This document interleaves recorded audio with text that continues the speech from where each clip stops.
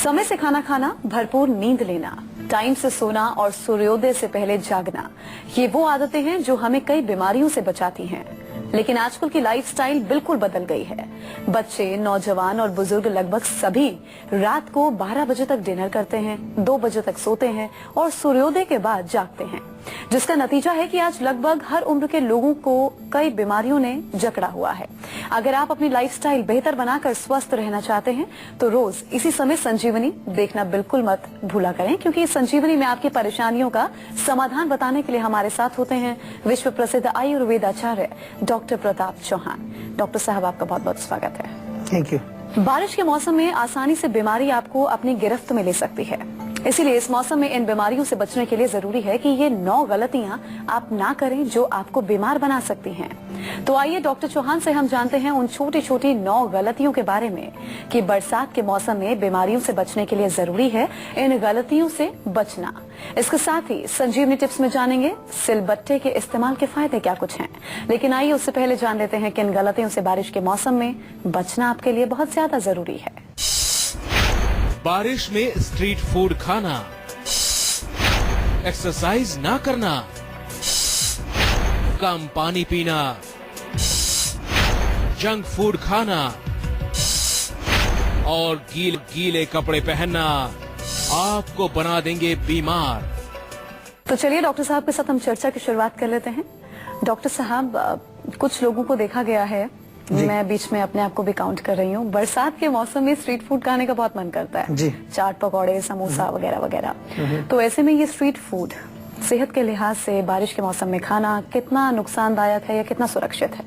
देखिए, हम जो भी चीज खाते हैं उसमें एक चीज हमें हमेशा ध्यान रखना चाहिए कि वो साफ स्वच्छ है या उसमें कुछ ऐसी चीजें हैं जो आपको रोग पैदा कर सकती हैं। तो डेफिनेटली जो स्ट्रीट फूड है, जो कि हमारे सड़कों के किनारे जो स्टॉल्स लगे होते हैं, कोई समोसे वाला है, कोई चाट वाला है, तो एक चीज तो मैं ये कहता हूँ, पहले भी मैंने अपने शो में कई बार बोला है कि वहाँ जितना भी ट्रैफिक जा रहा है, रोड पर गाड़ियां चल रही हैं, बाइक्स जा रही हैं, उनका जो धुआं है वो उसके ऊपर जाके जमा होता है, लेड बहुत ज्यादा जमा हो जाता है और लेड हमारे शरीर के लिए बहुत खतरनाक है।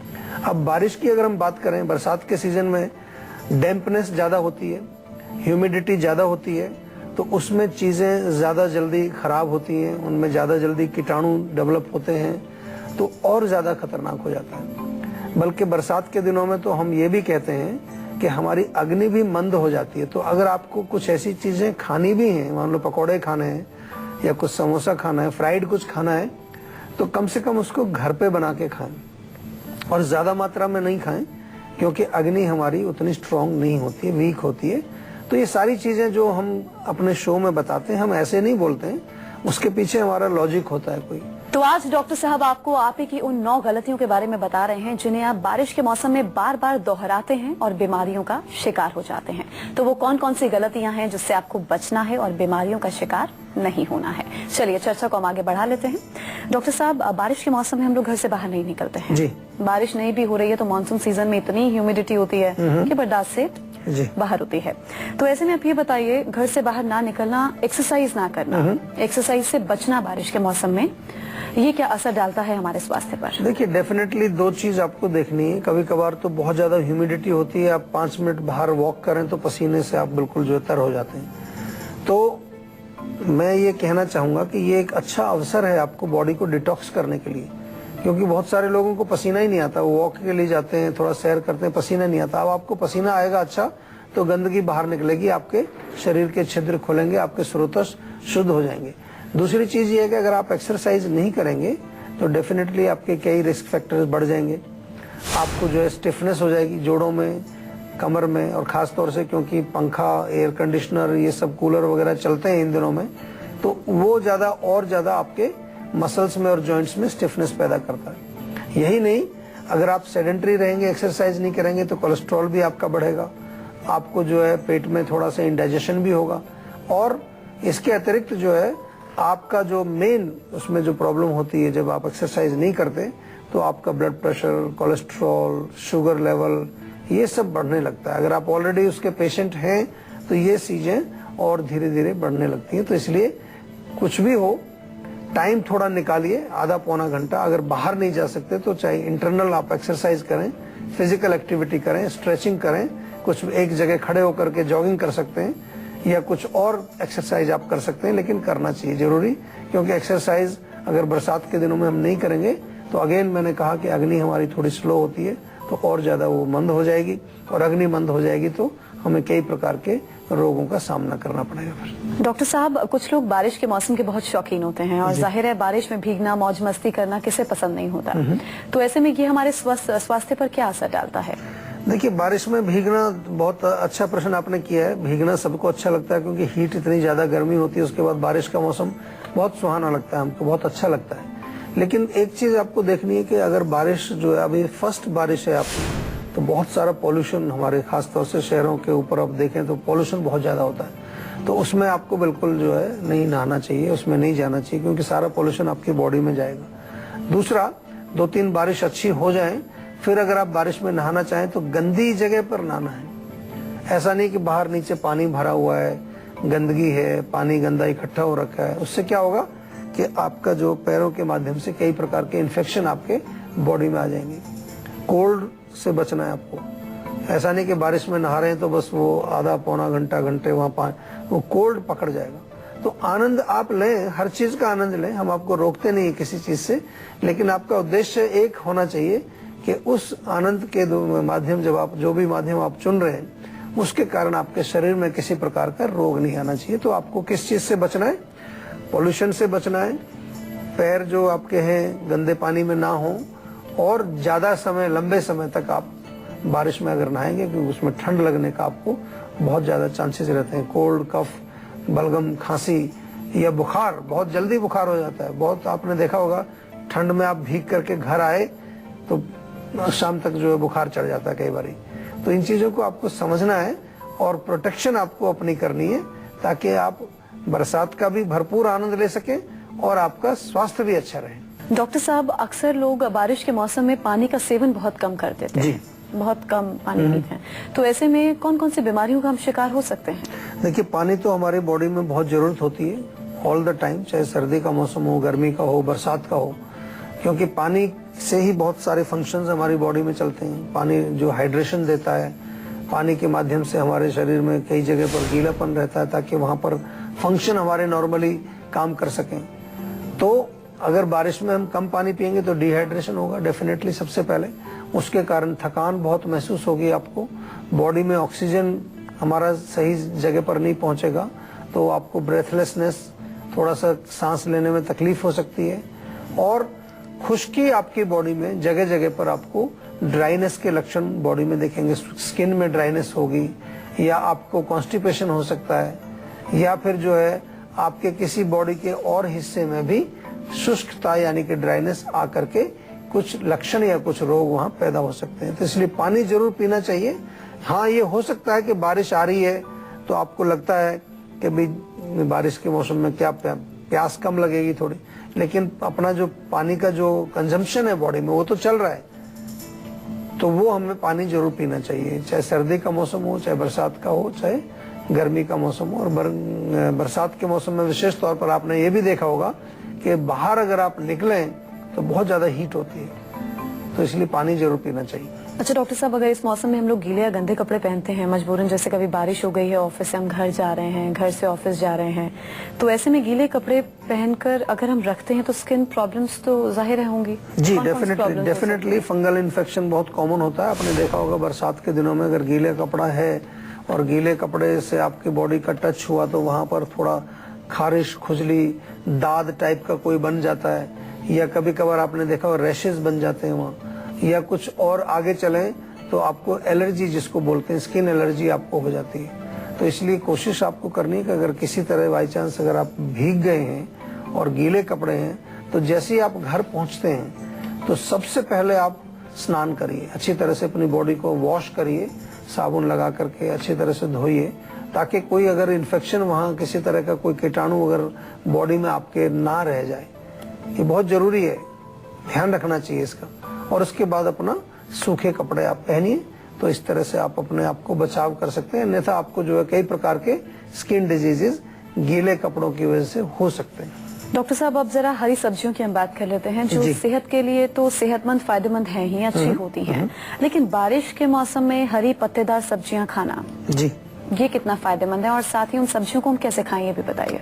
देखिए बारिश के मौसम में आमतौर पर हरी सब्जियां मना करते हैं। उसका कारण क्या होता है कि जो हरी सब्जियां हैं, पत्तेदार सब्जियां हैं, बड़े बड़े उसमें जो लीव्स हैं, वो गीला होने की वजह से उनमें जो है कुछ कभी कभार छोटे छोटे कुछ कीड़े हो जाते हैं। आमतौर पर देखा होगा आपने, फ्रूट्स में भी हो जाते हैं, सब्जियों में भी हो जाते हैं। तो एक तो इसका ध्यान रखना चाहिए आपको। अगर खाना है आपको हरी सब्जियां, तो पहले उनको अच्छी तरह से वॉश कर लीजिए।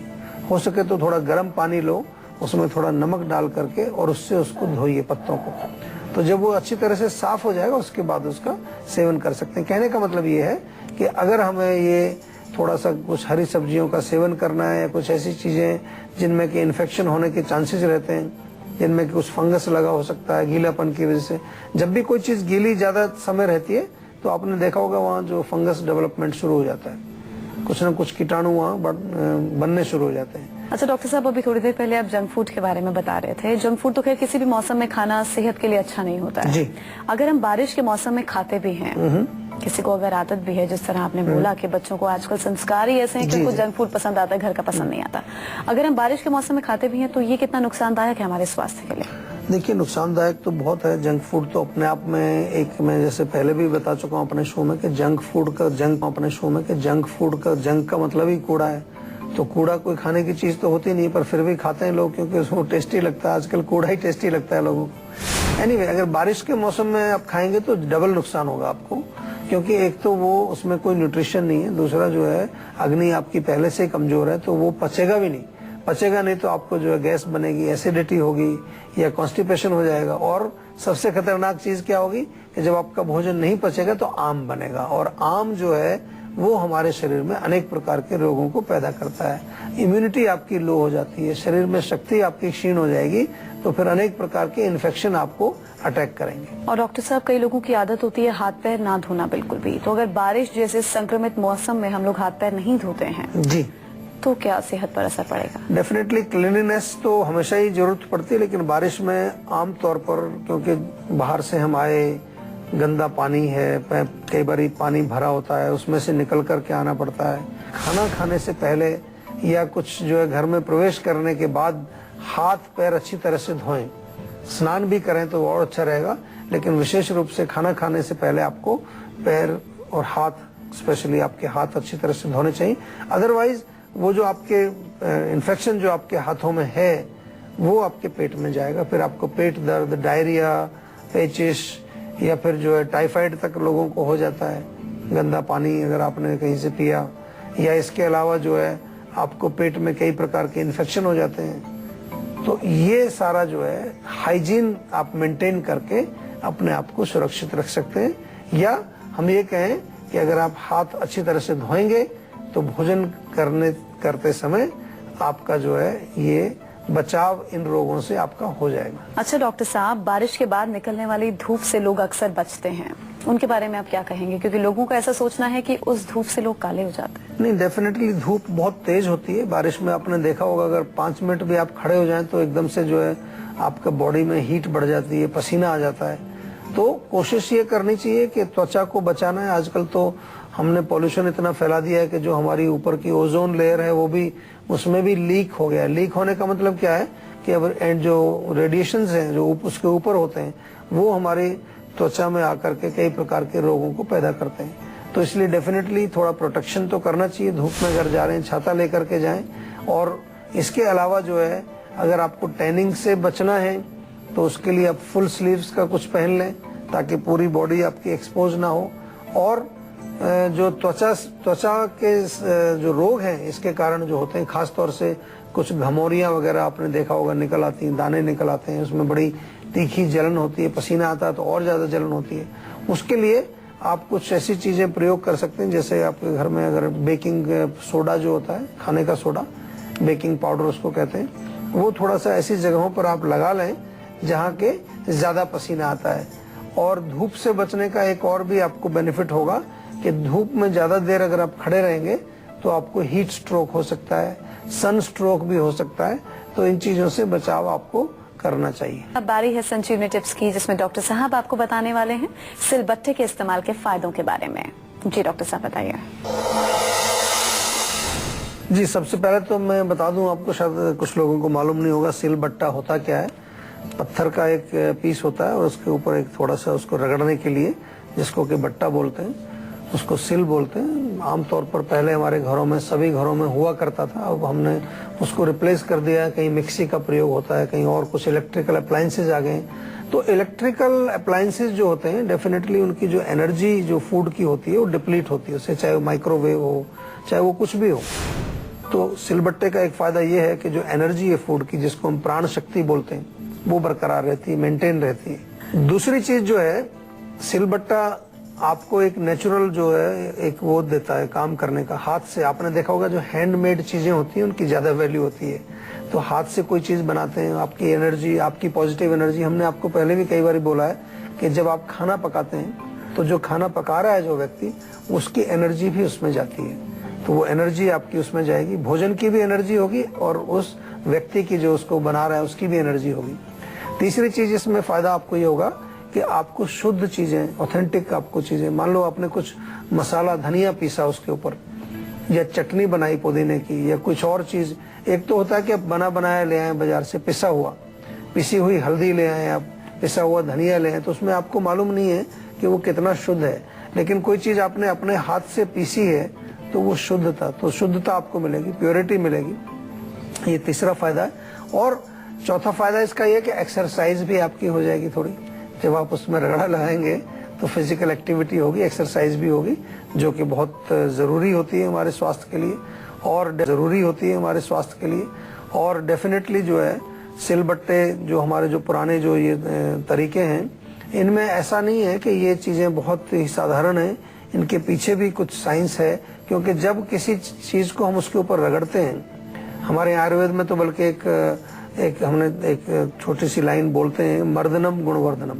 किसी चीज को जितना ज्यादा आप मर्दन करते हैं, रगड़ते हैं, खासतौर से औषधियों को भी हम रगड़ते हैं, हमारे यहाँ भी खरल होती है, उसमें जूस डालते हैं, रगड़ते हैं, तो उसके गुणों की वृद्धि होती है, उसमें और ज्यादा क्वालिटीज उसकी बढ़ती हैं। चलिए, बहुत बहुत धन्यवाद डॉक्टर साहब इस सारी जानकारी के लिए। Thank you.